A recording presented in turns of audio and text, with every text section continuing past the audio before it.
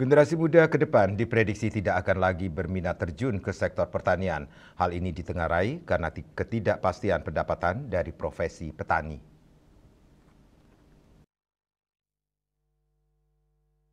Ketidakpastian pendapatan menjadi salah satu akar masalah dari minimnya generasi muda untuk menekuni pertanian dibandingkan sektor atau profesi lainnya. Seperti sektor pariwisata, tentu pendapatannya jauh lebih besar dan pasti. Namun di satu sisi pertanian merupakan pendukung pariwisata di Bali, dan mirisnya mulai ditinggalkan oleh generasi mudanya. Menurut Duta Petani Milenial Kementerian Pertanian RI Kadek Surya Prasetya Wiguna, pemerintah maupun masyarakat sendiri harus terus berinovasi dan mengelola pertanian secara kreatif. Apa yang ditanam harus memiliki nilai jual tinggi atau menciptakan nilai tambah baru dari tanaman yang dibudidayakan. Seperti misalkan budidaya kakao yang bisa diolah sedemikian rupa menjadi coklat, cabai atau tomat menjadi sambal, buah-buahan menjadi selai, dan lain sebagainya.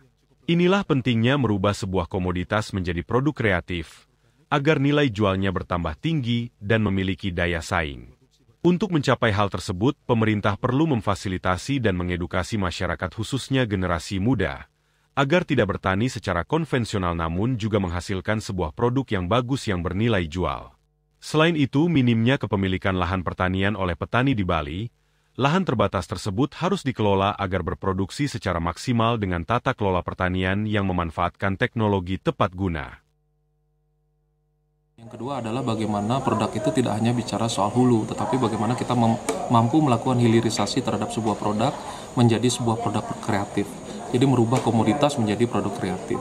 Disinilah sebetulnya add value itu terjadi. Bagaimana satu coklat atau kakao itu kemudian berubah menjadi coklat yang memiliki nilai yang sangat tinggi. Nah, ini yang perlu kita dorong, bagaimana pemerintah memfasilitasi anak-anak muda untuk memiliki rumah-rumah produksi, sehingga mereka tidak hanya bicara soal bagaimana bertani di hulu, katakanlah petani padi, mereka hanya bertani di sawah, tidak seperti itu, tapi bagaimana kemudian mereka bisa punya penyosohan yang bagus, kemudian dari hasil produksi mereka sendiri mereka bisa menghasilkan produk, kemudian dijual dengan harga yang baik. Nah, pada prinsipnya ini hanya soal bagaimana anak-anak muda sekarang kita dorong mendapatkan penghasilan yang tinggi dari sisi pertanian. Ya, satu-satunya cara adalah bagaimana memberikan add value, dan yang kedua adalah bagaimana di lahan mereka itu produksinya juga bagus. Selain itu, agar pendapatan petani maksimal, biaya bertani juga harus ditekan, salah satunya dengan cara bertani organik, yang memanfaatkan bahan-bahan dari alam untuk membuat pupuk maupun pestisida, yang mana pupuk dan pestisida merupakan pengeluaran terbesar dari petani. Tim Liputan Bali TV.